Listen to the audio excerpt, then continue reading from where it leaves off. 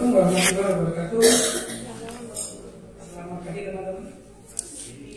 Muka nggak ngantuk ya, yang ngantuk bawa kopinya di sepi. Nama saya Ainam. Saya bagi kebanyakan teman-teman panggil saya Panjai. Ya, karena dari Mas Jai itu panggilnya Panjai.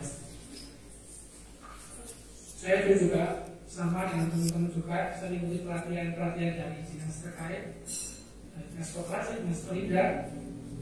Selalu awalnya belajar mengetahui gimana itu dalam menjalankan usaha. Saya flashback dulu awalnya saya KM itu 2014 sampai 2014 saya itu bekerja di pengolahan ikan, tepatnya di pengolahan ikan lele. Tapi saya mulai dari uploadnya SK pernah, daun lele pernah, kemudian buat alam lele pernah, kerupuk semua olahan dari ikan itu saya buat semua. Awal usaha saya dulu di 2014 sampai 2017. Kemudian di 2018 saya ganti produk, ganti di olahan buah, tepatnya di olahan keripik buah. Kedua ya. Kenapa saya pindah? Itu karena bisnis saya selama ini saya jalankan di olahan ikan itu nggak benar, Bu. Nggak benar. Selama ini saya jalankan hanya karena keadaan. Karena kita banyak pembudidaya ikan lele. Jadi itu yang saya jadikan usaha saya tanpa analisa usaha. Kemana saya jualnya, siapa yang beli, kemudian target tahun depan seperti apa, kita nggak ada. Pokoknya jual aja. Karena cita saya yang ada adalah ikan lele. Jadi selama 3 tahun saya usaha di pengolahan ikan lele itu hanya punya jengkok. Tahu bahwa Bangsi punya olahan ikan lele, pernah kirim ke Hongkong, pernah kirim ke Indonesia, tapi secara finansial saya tidak dapat apa-apa. Yes, gak ada kemajuan. Saya statik di tempat. Karena sesungguhnya dalam bisnis itu kan kita harusnya kan ada kemajuan.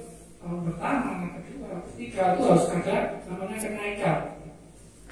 Misalnya kalau tahun pertama kita omsetnya 10 juta, tahun kedua kita bisa omsetnya per bulan 50 juta mungkin, dan tahun ketiga harusnya di atas 100 juta. Itu namanya bisnis. Kenapa kita dalam bisnis? Karena mendapatkan keuntungan. Kalau kita nggak dapat uang, ngapain jalankan bisnis? Nah, selama pengalaman saya tuh, selama ini itu kan bagi saya itu kebanyakan luka itu adalah egonya yang didulukan, bukan logika. Sebetulnya usaha kita itu nggak menguntungkan, tapi ciptaan di prokso.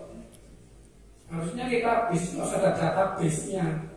Saya di tahun pertama, target saya adalah sekian juta per bulan. Tahun kedua sekian juta per bulan kenaikannya. Itu bukan jarang seperti itu. Pokoknya melaku, kabel pameran, pokoknya payu gitu, tanpa target yang spesifik. Nah, tahun 2012 saya kenal mentor saya, Pak Budisman sama Pak Boniman K. Beliau yang mengarahkan saya untuk menutup usaha saya, mengganti dengan usaha yang baru. Jadi saya belajar dari awal dengan beliau. Nah, ini sekilas mengenai usaha saya. Saya adalah CV Senata Pangan. Ini saya berdirinya tahun 2018. Waktu itu masih diproduksi oleh ikan lele tadi yang saya ceritakan. Harapan saya dengan sahabat pangan ini bisa mempunyai produk yang bersahabat, yang fokus di kesehatan, pokoknya sahabat pangan. Waktu itu harapan saya seperti itu. Itu nama saya Zainal Effendi, tapi kebanyakan dipanggil Bang Zai. Yang masih pertama nama Bang Zai adalah Pak Dana Iskan waktu itu.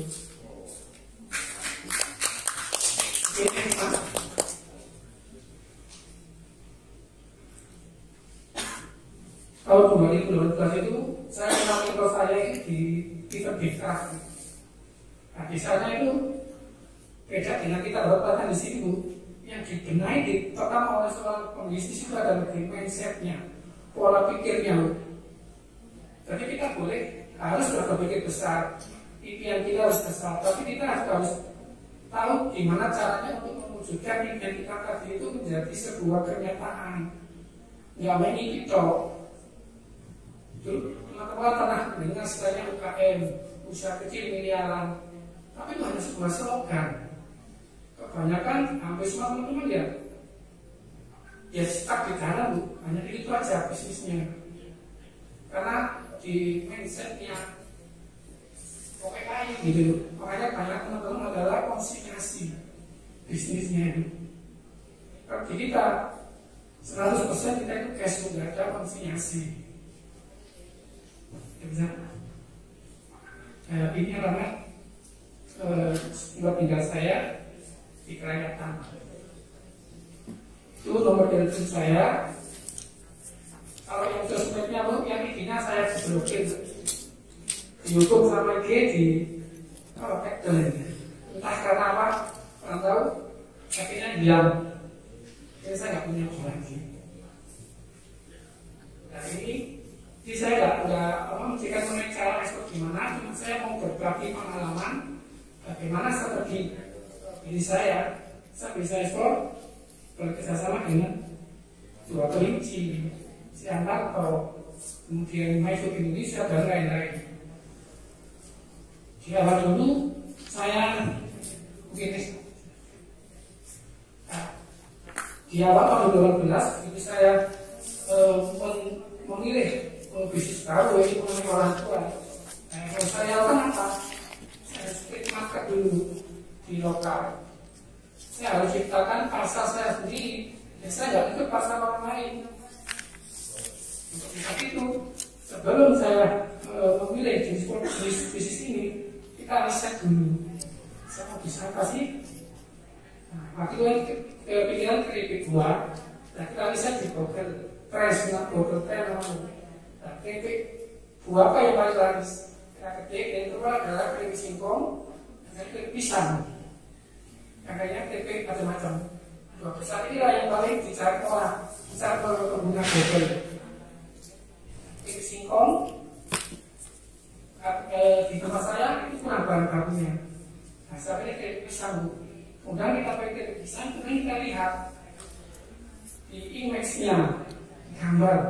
Kita lihat hampir semua keripik pisang itu sama, mulai jenis potongannya, tipis, kemudian dari size, kemudian dari bahan baku. Kebanyakan mereka pakai pisang raja, kepong, kemudian pisang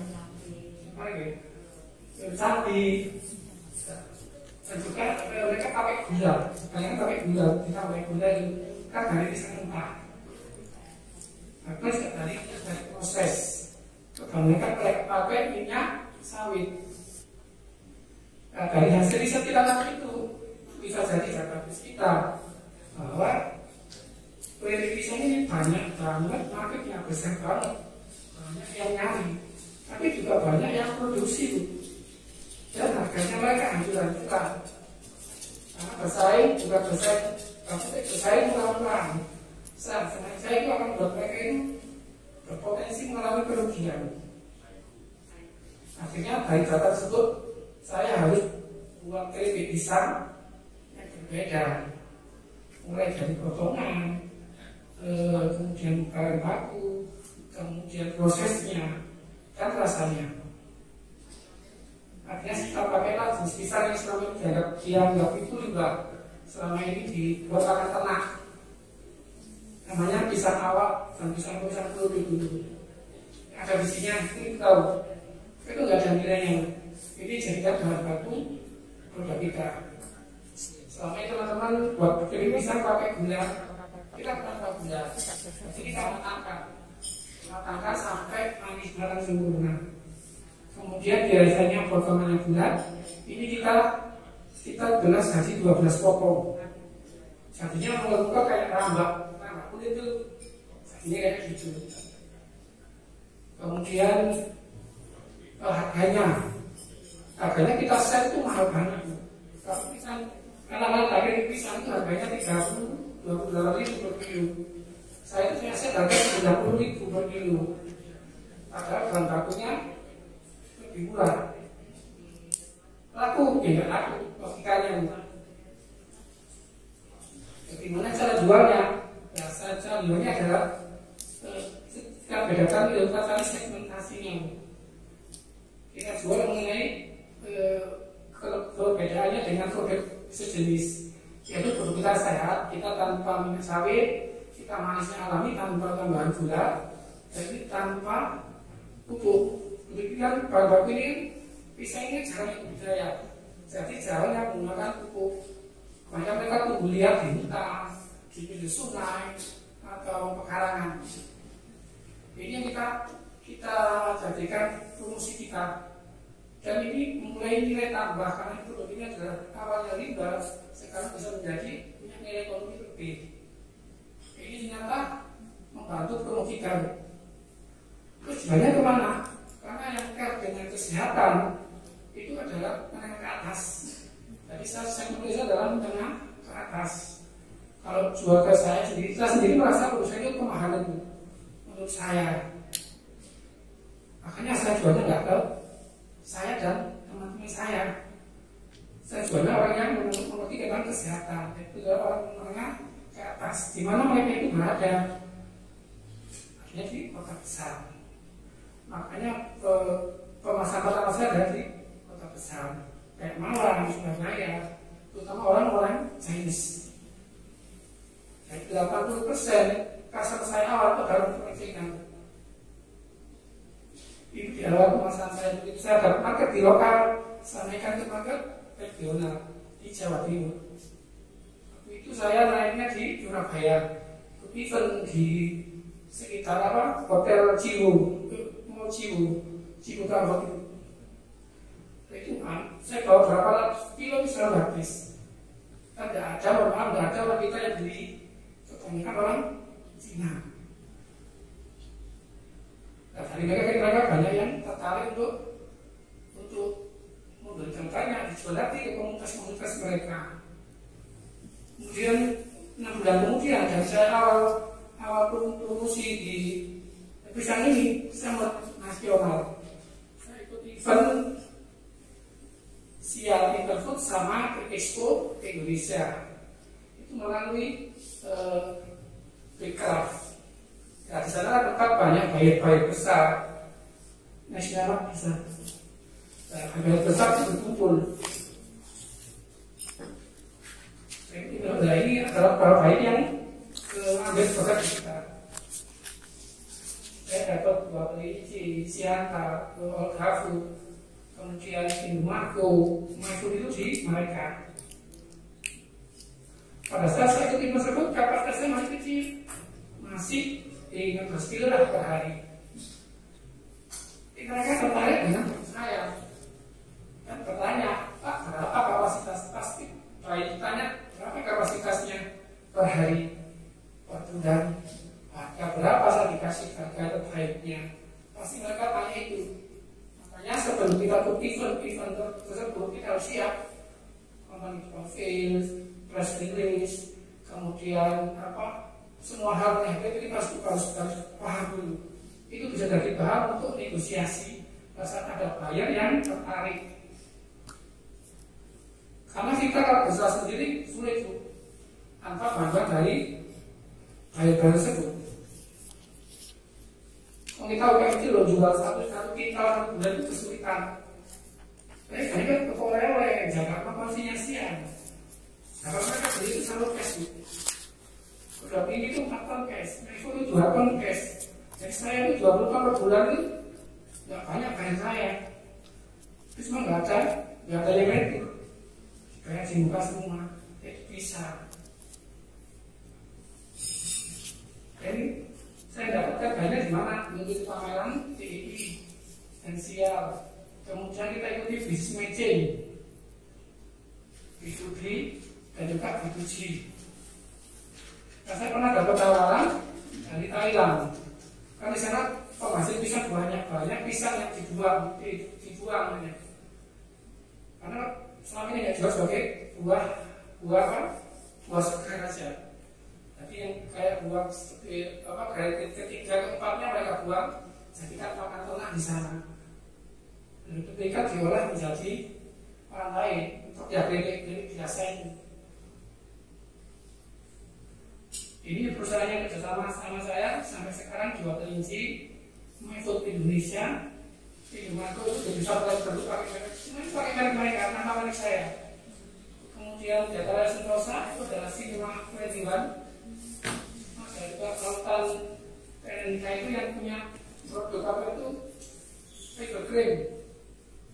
Itu karena ada best bakery yang untuk lokal ada yang besar. Aku kan ambilnya kan bulan itu 500 kilo. Ada juga ini yang ke Malaysia itu dalam balut food apa itu masih tidak salah. Yang kebanyakan juga ada yang diwakili adalah individu di Tokopedia. Di Tokopedia ini hampir 90% kayak 80% lah yang jual tambah pisang itu punya dari kita, walaupun dengan bermacam-macam merek. Seperti yang Pak tadi, Pak Saleh bilang tadi, yang sudah belum banyak, tapi banyak dari kita. Mereka orang di Jakarta, di Medan, di Sumatera, tapi banyak di kita. Kita supir barang ke mereka. Jadi banyak orang nggak tahu bahwa produksinya itu di kita di Malang, tapi penyebaran distribusinya itu hampir seluruh Indonesia saja. Ya mereka yang ada orderan, mereka transfer ya kayak gini. Sekarang ini sangat berpotensi. Dan Tokopedia per bulan ya bisa di atas 1,5 ton. Dari berapa puluh orang yang jualkan di sini. Dan juga melalui Facebook. Di semua perorangan yang ngambil di kita. Dan saya nggak ada di toko lokal pun nggak ada. Titik konsentrasi saya nggak ada sama sekali. Tapi ada yang teman-teman yang ngambil dijual lagi. Enggak. Nah, setelah kita dapat bayar yang tertarik, pasti kita namanya negosiasi. Ada bayar, kalau kita negosiasinya nggak paham, pasti bisa namanya gagal. Baik kan harus siap, tutur tadi satu kilo berapa, satu ton berapa, dan keuntungan apa bagi mereka? Saya ton, saya dapatnya apa bang? Saya 10 ton, saya dapatnya apa bang? Jadi kita harus paham ini. Dan semua ini tidak lepas dari HPP. Semakin lengkap HPP kita, semakin aman, semakin banyak peluang untuk terjadinya kesepakatan bisnis. Kalau misalnya kita 1 ton, kita bebas ongkir sampai lokasi pabrik di area Jawa Timur. Kalau 5 ton, kita bebas sampai seluruh Indonesia. Dan yang saat semua pembayarannya adalah cash. Jadi semua dokumen yang tadi Bapak Ibu kami jelaskan, saya nggak pernah alami lagi. Yang ngurus jual kelinci, yang ngurus yang ngurus palu, saya tidak tanda tangan, ditransfer sejak itu. Nah, saya bilang ke mereka bahwa saya nggak paham, kita nggak punya SDM-nya. Nah mereka berani handle Bu. Karena mereka yakin dengan maka produk kita di negara tujuan mereka. Kemudian juga dalam negosiasi ini pasti ada namanya standarisasi yang diterapkan oleh pihak buyer. Misalnya kalau ke Australia, ini harus memenuhi standar negara di Australia. Misalnya ada air harus di bawah 4%, mikro maksimal adalah 10 kalori per gram. Nah ini produk kita harus memenuhi standar tersebut supaya masuk ke negara tujuan ekspor. Saya siap asalkan saya didampingi. Saya siap asal saya dibantu. Karena saya nggak punya UC, saya nggak punya manajemennya. Karena mereka yakin mereka mau bantu waktu itu. Tapi tim dari mereka UC, QA, R&D semua datang ke pabrik saya. Nah, di sana saya didampingi, saya direkan, dibuatkan SOP, dibantu melehar, dikasih perhatian, yang goalnya hasil produksinya sesuai negara tujuan ekspor. Saya cerita awal saya dilihatkan produk saya itu kadang mikronya itu adalah 15.000 koloni per gram. Padahal syaratnya adalah 10 koloni per gram. Biasanya itu 15.000 koloni. Jauh dari standar. Kalau orang kita makan, mente bu. Tapi orang sekali makan, gede katanya. Iya, karena bakterinya tinggi dan mereka terbiasa makan sehat. Kita kan jatuh belum 5 menit. Beda bu. Kemudian mengenai teman-teman biasanya punya produk berapa expirednya 1 tahun. Nah, teman-teman biasa 1 tahun kan dari tanpa datang. Dari mana bisa 1 tahun? Apa yang harus dilakukan 1 tahun? Itu kan nggak ada. Kalau di foil 1 tahun. Itu yang selama ini jadi apa teman-teman? Padahal itu harus ada catanya. Kita bisa bilang itu 1 tahun sebaiknya. Kalau kadar air dalam produk ini di bawah 4%. Kalau 4% nggak bisa. Saya bilang 1 tahun. Sedangkan kemasan foil itu hanya menjaga kualitas produk pada saat di packing masuk itu tetap jauh pada saat dibuka nanti. Nah, kalau kadar air waktu di packing dari 14%, ya nggak bisa bu, dibilang 1 tahun. Nah ini ada namanya uji-labnya, harus ada SOP-nya. Nah kalau KM-nya produksi di lab, dia bangkrut bu. Ya nggak mungkin. Nah itu regani. Tapi mereka lah mas dari kita didampingi, diajari, akhirnya buat SOP atau link-link cara-cara lah supaya ini hasilnya sesuai dengan permintaan mereka. Kalau beli alatnya harusnya buktinya produksi di lab, yang sampel itu sampel di lab, sampel di lab. Di tempat kita itu 1 mesin sehari 5 kali produksi. Dan 1 mesin itu harus ada 5 sampel untuk diuji lab. Kita ada 10 mesin, maka ada 50 sampel per hari yang diuji lab. Jangan alat menguji lab ini harganya 50 juta. Nah kalau kan, bisa dodolan nggak pakai itu ya. Seperti itu. Tapi kan diajarin kemarin, artinya pasang mahal ini itu dengan hasilnya tuh ketutupi bu. Kalau kita didampingi, ciri-ciri alatnya bu, kita tahu. Ini sudah kita sesuai standar, kita bisa ke luar negeri. Nah ini banyak perusahaan yang antri akhirnya melamar. Udah ini terus mau ekspor kan kalau jadi siapa atau main food Delta yang lain nggak pernah tanya standar hasilnya, sehingga cuma tanya bang ada produk nggak buat kita gitu. Karena standarisasi sudah diwakili itu yang agak cepat membantu jalan bisnis saya. Karena mereka yang cari kita punya kekuatan untuk penawaran. Ada pak asalkan cash, ada pak agar cash. Harganya kita naikkan tuh. Kalau bisa 2 kelinci dapat harga 60.000, mereka kita harga 65. Kalau ini yang mendampingi kita selama ini. Itu banyak perusahaan yang akhirnya datang ke kita. Dari awal saya 15 kilo per hari, sekarang bisa 700 kilo per hari. Dulu di awal kita kerjakan sendiri, sekarang kita punya 30 karyawan. Dulu kita rumah sendiri. Sekarang kita punya pabrik 200 meter. Dan kita bangunnya pun kita lakukan. Ya dari keuntungan tadi kita.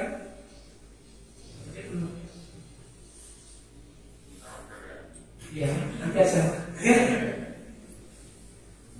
Dari keuntungan tadi kita sisihkan.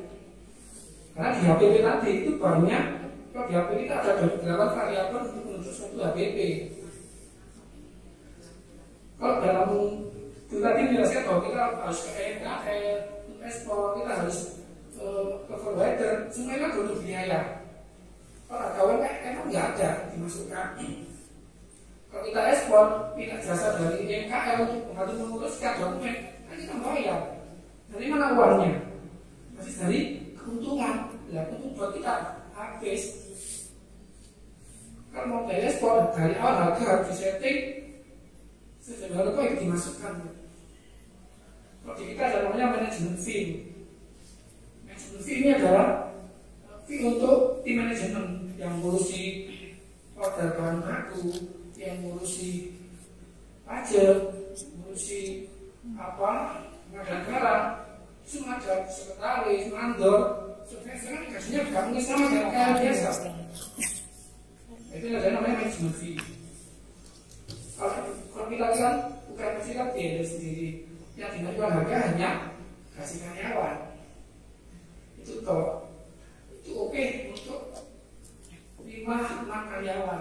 Kalau punya 50 karyawan, kan butuh namanya mandor, namanya supervisor, namanya sekretaris. Dan gajinya itu kemana? Masa mau mereka disamakan dengan gaji karyawan tukang kupas kan nggak mungkin mau.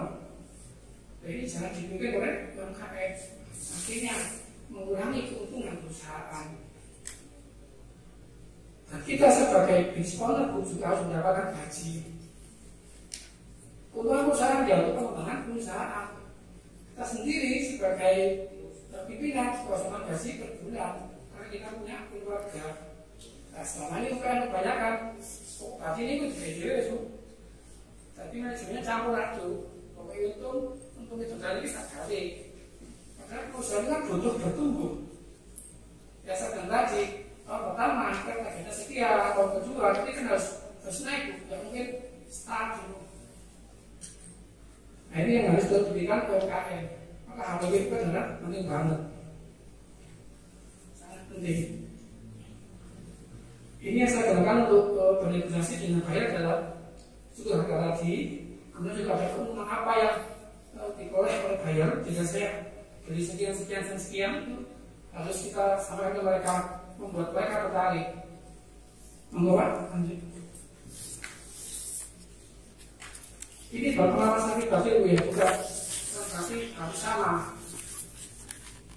Kemudian setelah terjadi kesepakatan, pasti ada namanya kontrak. Dan saya dengan 2 kelinci per bulan harus 4 ton. PO turun itu maksimal 1 minggu harus terkirim. Begitu Desember itu harus menulis standarisasi mereka pada air dan itu. Tapi begitu barang sampai sana itu nggak boleh masuk gudang dulu, diambil acak bu.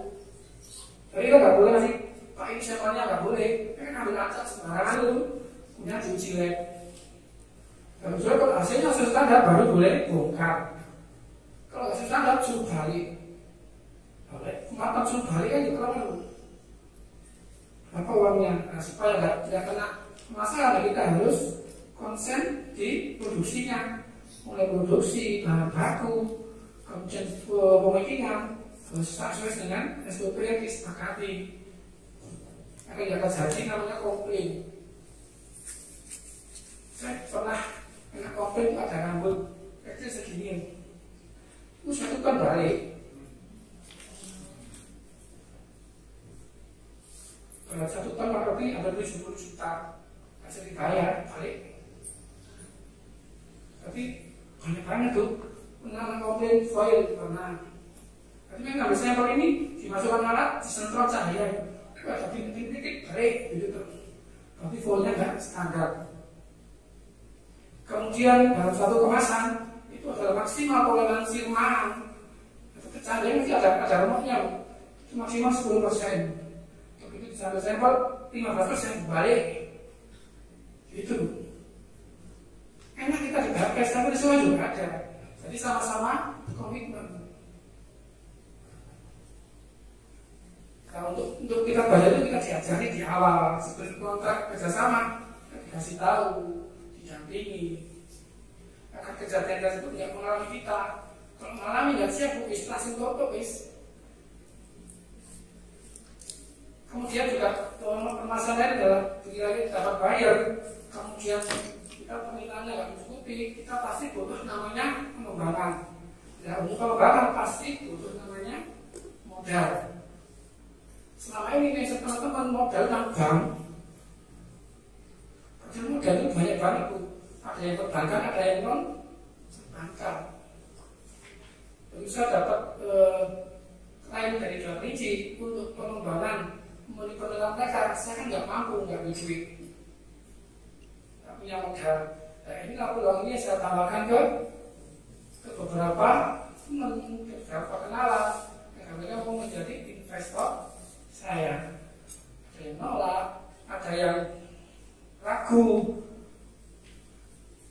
Akhirnya saya ambil ke keluarga. Akhirnya teman-teman saya waktu itu dia adalah peternak sapi. Saya tanya, "Paman, peternak sapi itu jadi apa ya?" Berarti ekornya berarti itu rata-rata 5 juta untuk 1 tahun untuk pelihara besaran. Kayak dia jual waktu kurban. Waktu dia punya 2 sapi. Tapi keuntungan dia adalah 10 juta dengan modal kurang lebih 40 juta. Nah itu saya kritik. Aku tolong pembeli. Tapi aku pengen permintaan. Aku soal dari jual kelinci. Menang. Ini loh WA-nya, ini loh komunikasi saya dengan mereka. Ayo kalau mau, kok pengajar mesin sama si bandanya. Untungnya lebih besar dibandingkan sama nimu sapi. Paman saya yakin dia seperti menang, jadi sih orang ini. Akhirnya 2 biji ke tempat paman saya. Ke tempat saya juga, saya juga kecil sekian. Polanya seperti ini produksinya, masih belum bisa besar. Kita intinya saya suka dengan produksi saya. Baik, saya mau nggak menaikkan kapasitas produksinya? Kalau mengenai standarisasi saya dampingi dari kita. Tapi untuk naikkan kapasitas saya sendiri, saya siap Pak. Itu ada di teman-teman saya. Kalau saya yakin karena banyak kan, Bapak langsung dia bertemu dengan CEO-nya langsung Pak Ajit dan Pak Anton yang punya 2 kelinci. Akhirnya setelah mereka pulang, dijual sapinya, satu ada mesin, satu harganya 40 juta. Dia dapat investor 1. Awalnya saya nggak mau dapat duit. Akhirnya mereka dapat tim bangun kita untuk mencari standarisasi kualitas produk saya tadi. Itu berjalan 8 bulan sampai bulan November 2009, bulan Juli 2019, dari bulan November 2018. Bulan pendampingan kita akhirnya hasilnya itu sesuai dengan standarisasi negara tujuan ekspor.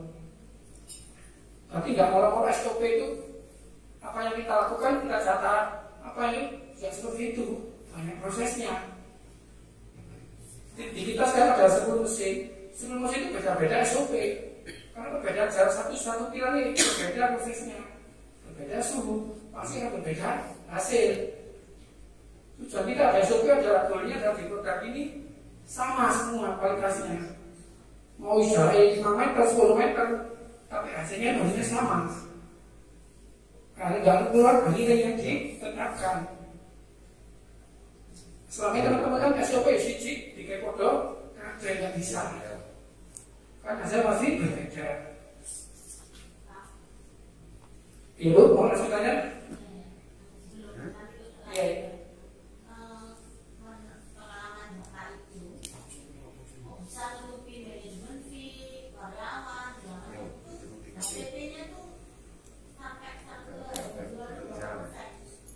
Kan tadi ketika saya bilang bahwa saya dapat mentoring dari mentor saya, dia diajari saya beliaunya.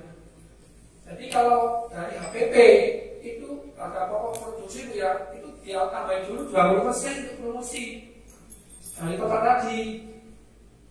Kemudian dari biaya itu tambahkan manajemen mesti tambahkan dari sebuah harga lagi mau ditambah namanya manajemen fee.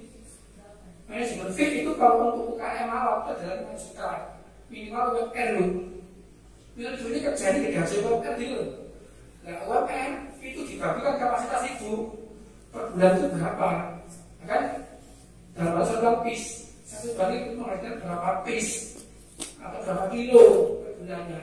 Ketemu sekeluarga ditambahkan lagi bu dengan harga yang tadi HPP plus promosi. Setelah itu ditambahkan lagi bu pajak 1%. Nah setelah itu harga barulah kita hitung profitnya. Sudah usai pasti harus dapat untung.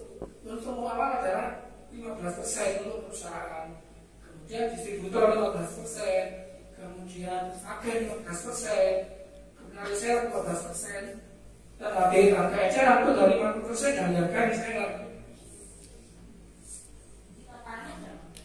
Kurang lebih kalau di kita ada kurang lebih hampir 200%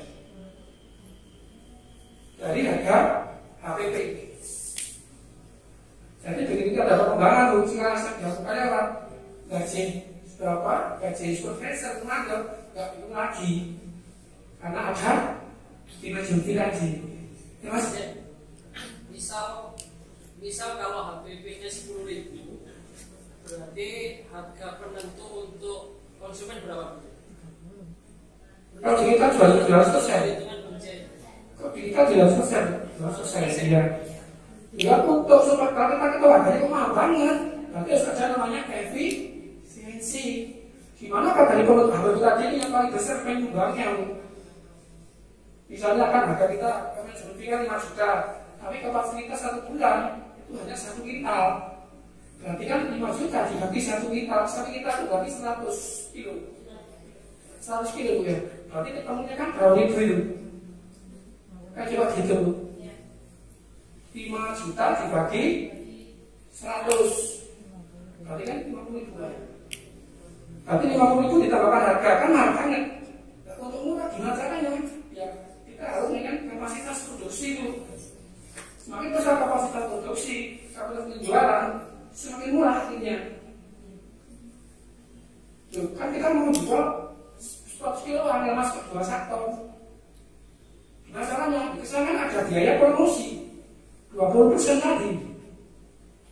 20% dikalikan total produksi itu bisa digunakan tuh.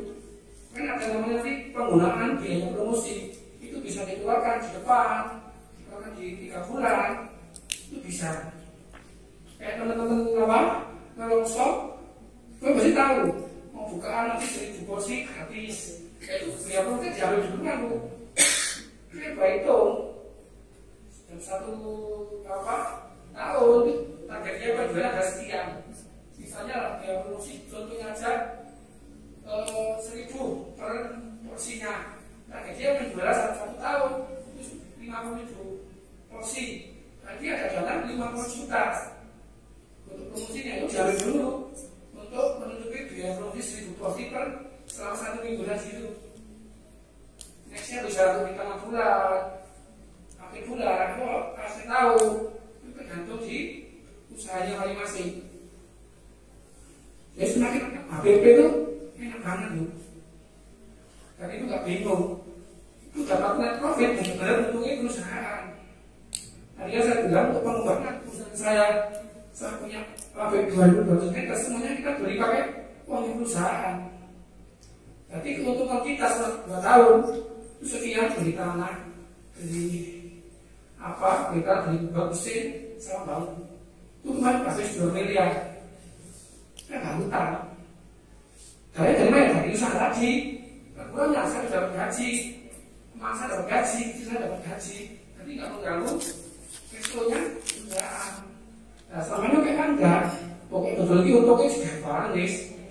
Nah perusahaan juga butuh asupan uang untuk pengembangan. Iya. Tadi 20% promosi. Iya. 5% pajak. 15% distribusi, terus apa lagi? 5% itu untuk distributor bu. Distributor kita. Sudah 15% untuk agen, 15% untuk reseller, dan penjualnya 50%.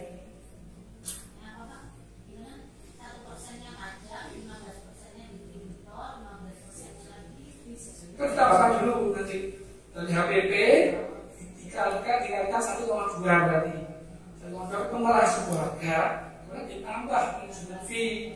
Manajemen fee-nya adalah kalau UKM itu 5 juta dibagi kapasitas produksi per bulan dalam bentuk kilo atau pistisan.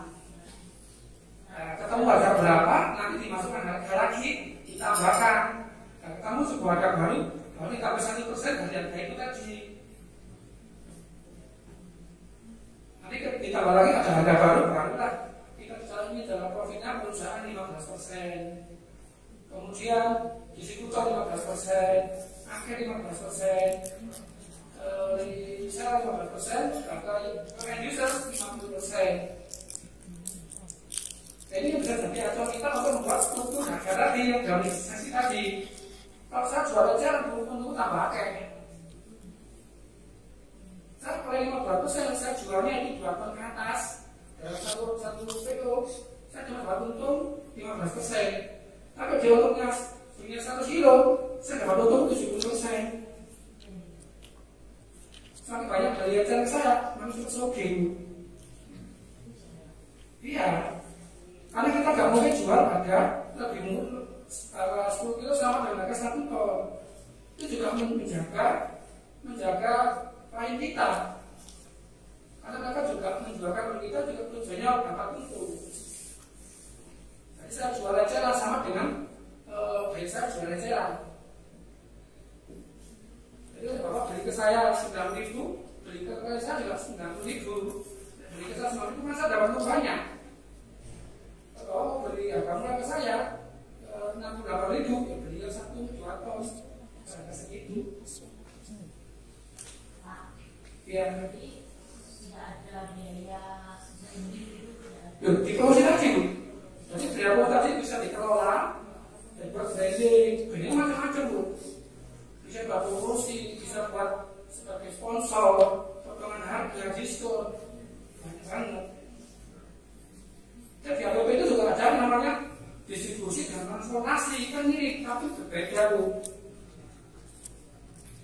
Kalau transportasi itu tujuannya adalah mengambil bahan baku dari sumbernya bawa ke pabrik. Nah, itu harus diikut dengan konsultan. Kalau distribusi itu dari pengirim dari pabrik ke buyer. Itu harus dimasukkan juga dalam bentuk satuan kilo atau piece. Itu masuk ke PP. Iya, itu semua. Tapi setelah hari kita itu kok bisa ada 28 variabel. Iya, di kita loh ya. Tapi kami yang kemarin ini kita buat harga dulu kan kita bisa sama dengan pabrik itu, dengan distributor. Minyak kita minyak kelapa, kita dengan minyak kayu itu kita sebulan di 1,5 ton. Nah begitu kenaikan sekarang itu kenaikan kita 10.000 per liter. Dari dulu 21.000 sekarang jadi 31. Jadi nggak di cover. Mungkin Bu, mau dinaikkan 10.000 lagi harga jual kita. Nah ini apa ya? Itu ngambilnya kenaikan itu di mana? Jadi apa udah dimasukkan, Bu. Namanya kayak inflasi. Dan jadi kalau itu ada namanya untuk inflasi kita 5%. Jadi dari APP tadi ditambah lagi juga ada yang Ada ya sebelum APP, Bu. Itu ditambah 5%. Pak, saya ada pengalaman teman saya masukkan barang ke Indomaret. Itu juga ini ya bawang goreng. Itu dia sebenarnya dia mengumpulkan orang kecil ke desa-desa itu. Itu dia bisa mendapat jumlahnya kan sangat banyak. Karena untuk ribuan toko. Iya. Nah, itu kita harus bayar dulu. Nah, itu untuk listing fee-nya Iya. dia. Iya, 100 levelnya itu. Nah, Bapak pernah nggak seperti itu? Itu Pernah. bayarnya kan 60 juta dulu ya. Kalau saya dulu pernah survei, Bu, di Maret saya Jawa Timur. Tapi bukan saya minta, tapi mereka yang minta. Nanti dia itu saya minta. Kalau saya survei, Pak, saya ada biaya, saya nggak mampu, saya nggak ada duit. Rezeki saya hapuskan, Pak. Service level saya hapuskan semua. Jadi, makanya kalau kode kita itu bisa menarik buyer, kita menang-menang di bagiannya, Bu. Tidak lanjut. Tidak, Bu, karena konsinyasi. Saya 1 tahun, Tunai.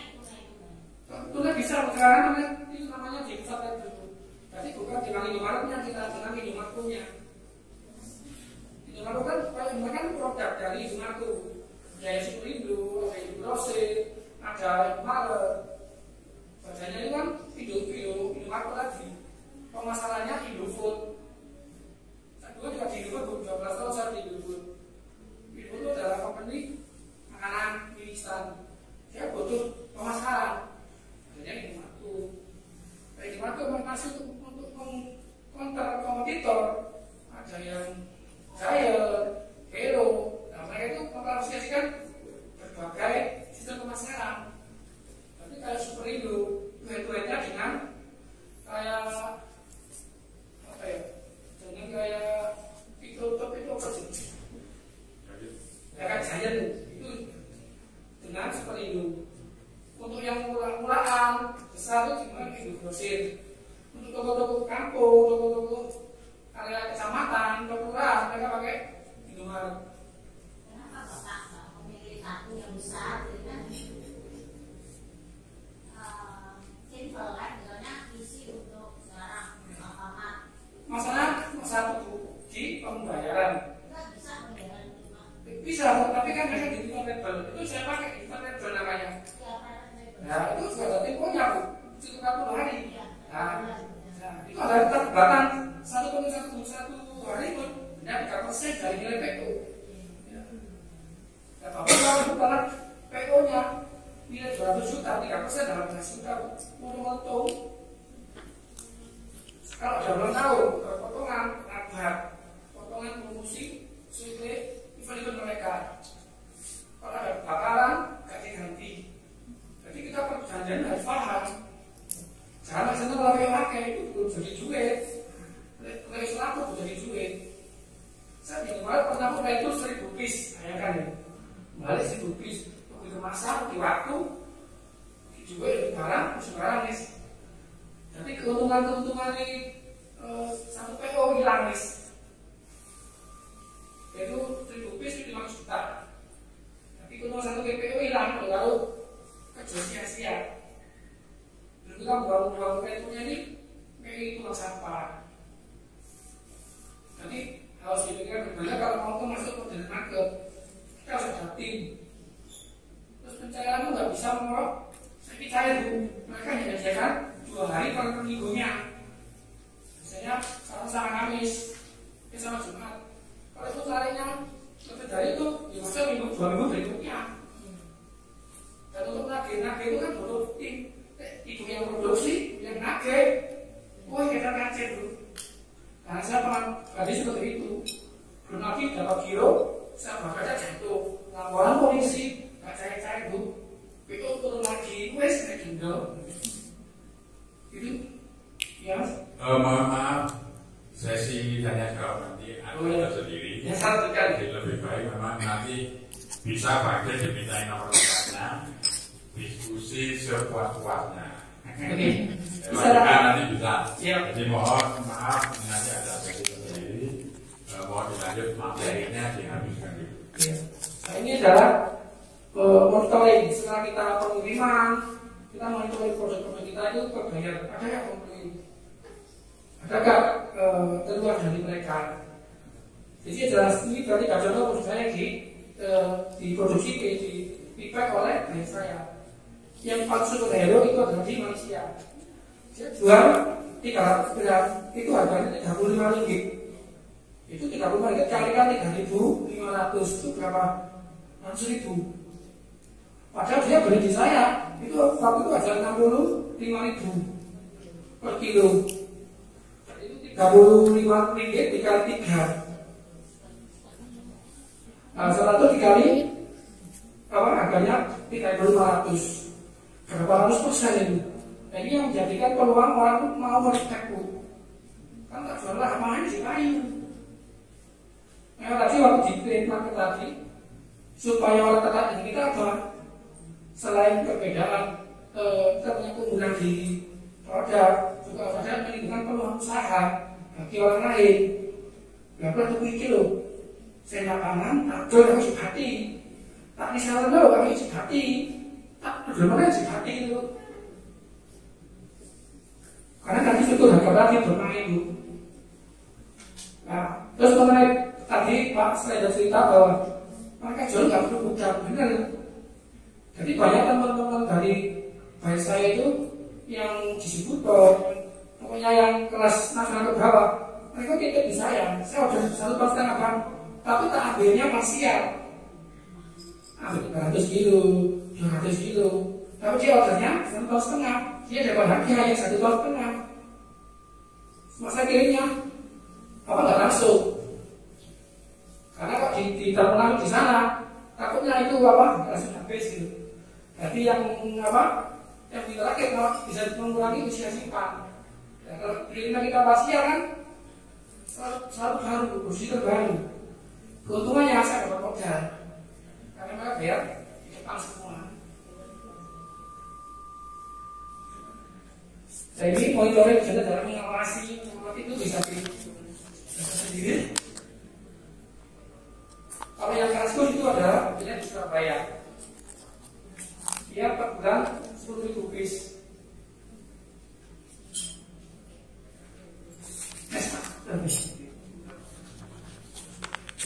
Jadi kalau kita bisa dengan mereka itu enak karena mereka itu nggak kilo lah, pasti banyak. Nah ini ekspor dalam kita 2020 Februari 2020 dengan 2 kelinci. Ini masih belum 1 kontainer. Dan 1 kontainer masih dibagi menjadi 2 kelompok, wafer sama banana.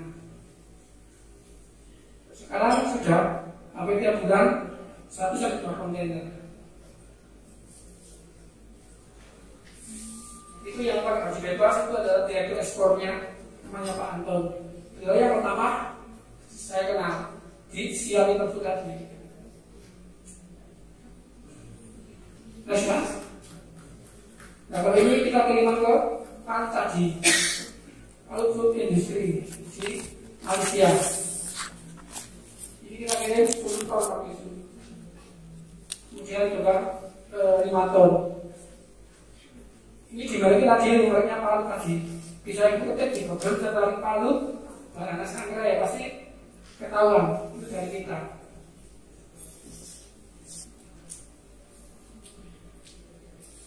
Nah, terima kasih. Ini saya pengalaman saya kepada teman-teman. Semoga ada manfaatnya dan bahwa sebenarnya kita pengen itu bisa jadi besar itu bisa tergantung kitanya mau atau enggak. Kalau kita mengikuti sesuai yang tadi list ya jadwal ini, kita agak berat kalau kita handle sendiri. Kita butuh tim. Nah, untuk mempersingkat itu makanya saya kemarin itu biasanya kalau usaha itu harus menggandeng orang yang berpengalaman, usaha yang lebih besar. Makanya saya buka adalah fokus di UUM. Jadi di 5 tahun pertama saya fokusnya di UUM. Jadi hanya untuk usaha-usaha yang mau impact ke saya. Lebih fokus brand. Sekarang kalau saya 30 orang. Saya sih ya aman saya warga di otak orang warga paman saya itu 2018. Iya. Di mesin aku bersama dengan berbagai nangkau sama.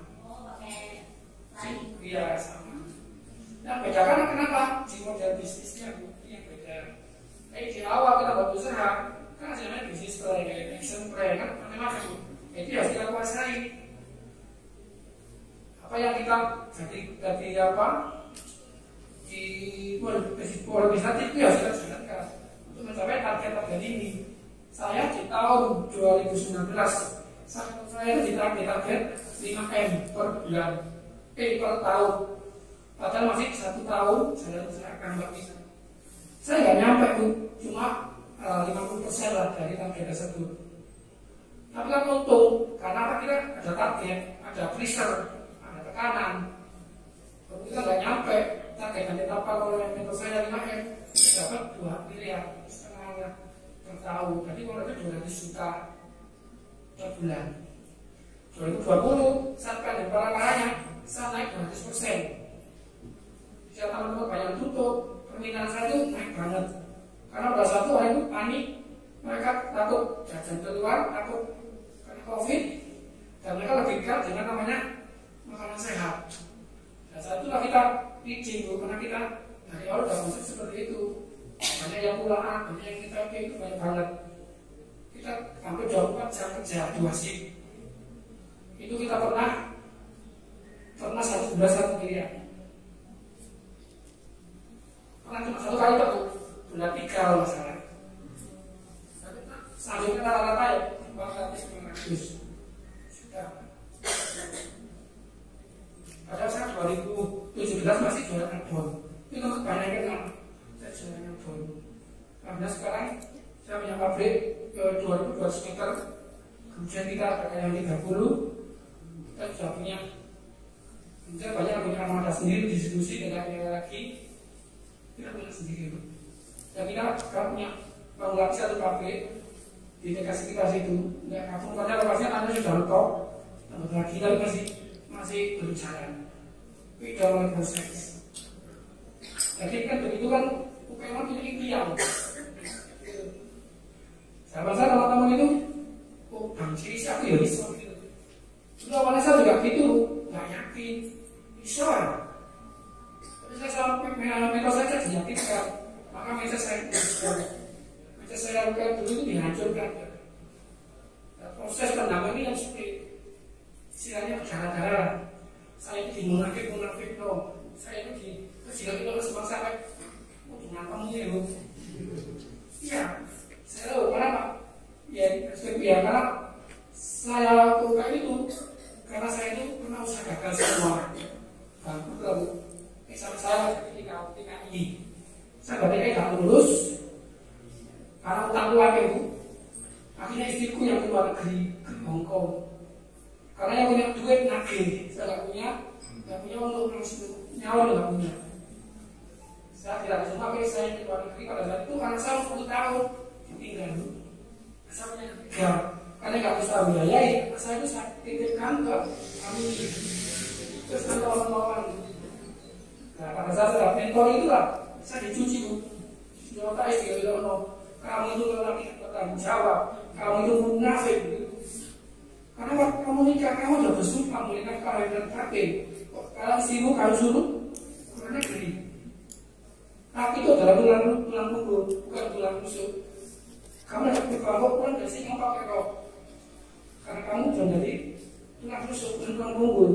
Kamu jauh dari gaji istrimu. Usah dicuci otak dirimu sama pogel. Tak wajar. Tapi itu pogelnya jangan seperti ditujukan. Ini loh salah mungkin loh. Sampai akhirnya sendiri saya sadar gitu. Aku begini terus. Aku pada akhirnya anakku. Aku minta kalau bujuku boleh. Bisa bujuk kita tolong. Iya. Kan itu yang namanya ngomong yang bisa. Jadi aku harus berubah. Apa gimana ya? Bisnisku lagi tidak menguntungkan. Itu aku itu penuh. Aku mau bertahan karena kamu coba tidak tahu ke belakang, gak untungnya. Kalau kamu tahu gak bisa bunga, gak duit aset, apa duit utang. Tapi itu yang buat saya akhirnya yakin, sehingga saya tutup usaha saya dengan pengen saya sendiri. Lalu selanjutnya saya dikasih mentoring, dikasih materi, saya praktekkan karena saya kopi dengan istri. Maksud saya betul kan saya masih di dalam.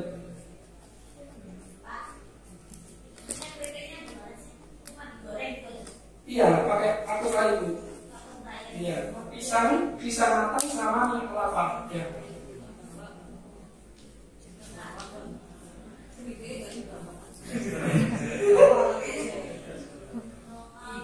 Iya, sawit. Ya, minyak kelapa. Minyak merah kuku. Bukan minyak merah, ya sama minyak merah. Bisa digobel minyak kelapa parah gitu kan ada lagi bisa pilih. Ya mas. Oke, nah itu kembali ke soal yang itu kemarin. Kebetulan saya kenal sama Bang Jai, tahu sedikit tentang true story-nya, memang menginspirasi. Ada satu yang waktu Bang Jai masuk di Indomaret itu yang abon ya. Jamu sama pisang. Yang pisang juga masuk ya? Iya. Oke. Yang saya tanyakan gini Bang Jai. Tidak semua UKM memang punya mimpi seperti Bang Jai kerjasama sama jual biji, semua punya mimpi seperti itu, tapi tidak semua punya kesempatan seperti itu.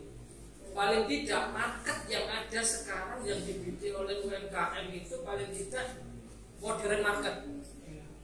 Oke. Nah selama ini Bang Jai pernah masuk di modern market, Dan kesuksesan Bang J di Pisang itu tidak mau masuk ke modern market kan karena soal pembiayaan ya, pembayaran punya Saat temen. ini ya. Tapi sebenarnya modern market itu juga peluang bagi UMKM, ya kan? Iya. Nah, contoh ini Bang J, apa itu kalau seandainya kita masuk, produk kita masuk ke salah satu modern market, di mana Bang J punya pengalaman lah di sana, mulai dari retur, kemudian pembayaran termin, terus kemudian yang kerugian bla bla bla. Lah itu seandainya ada salah satu dari kita yang masuk ke Indomarni, nah itu menurut Bang J kiat-kiatnya apa yang harus dipersiapkan biar tidak mengalami hal yang serupa yang terjadi di Bang J ya. Terima kasih. Ya ada ya, berarti kita HPP-nya harus benar. Jadi sekarang itu cover di HPP tadi. Jadi bisa kita gunakan di namanya di promosi. Jadi misalnya servo.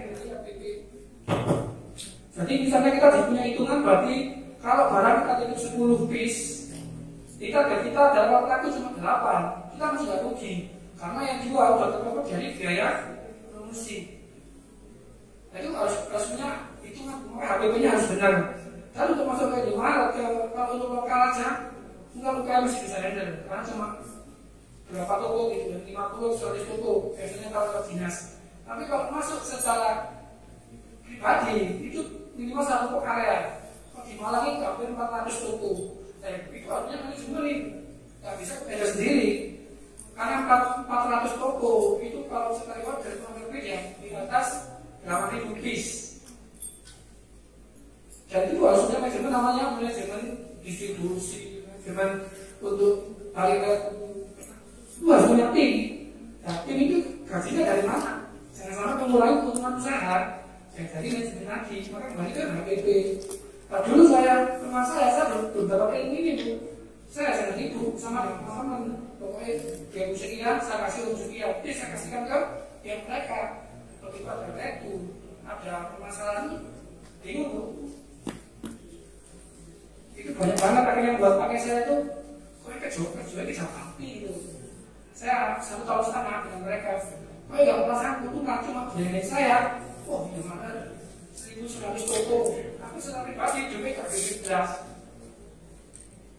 Jadi setelah positioning kita dapat oh Bang J di mana tapi bagi usaha saya gak punya untung itu juga maksudnya gak punya keuntungan usaha yang bisa saya banggakan ya dapat. Karena kesalahan saya dihitungan dari itu dulu. Dari itu bingung. Begitu ada permasalahan udah terbakar, itu pernah kejadian udah terbakar. Tapi 5.000 gak diganti karena force major. Itu ada di perjanjiannya. Nah, bakal tadi ya hilang itu sekarang. Dari mana? Itu nggak ngerti. Dulu orang nggak ngerti.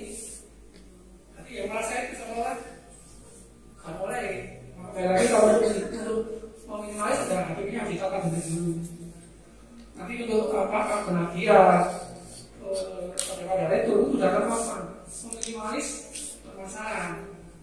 Kalau sudah tempo itu juga kita udah safe. Nah selama ini kan kita nggak bisa gitu.